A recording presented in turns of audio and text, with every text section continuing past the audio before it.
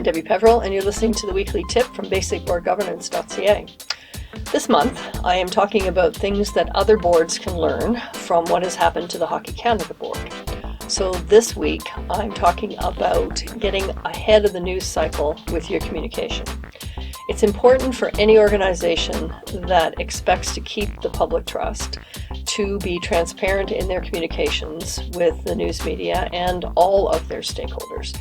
So lately in Canada, we have a number of organizations which have been accused of not being transparent, have been accused of not handling things correctly, notably Hockey Canada, but there's a couple of other organizations, Gymnastics Canada as well as water polo, which have faced similar allegations, at least of having a toxic culture.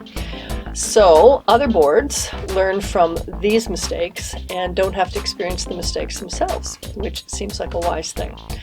So the idea of communicating is, board makes a decision, they let people know. If there's a lot of noise about it, then they get on top of that by further communication. This is not what Hockey Canada did.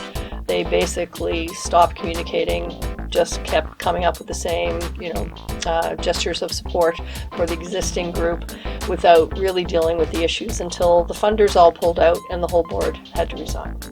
If you want to see the best way to deal with any kind of media issues of trouble, then think back to what McCain Foods did when they had the listeria outbreak.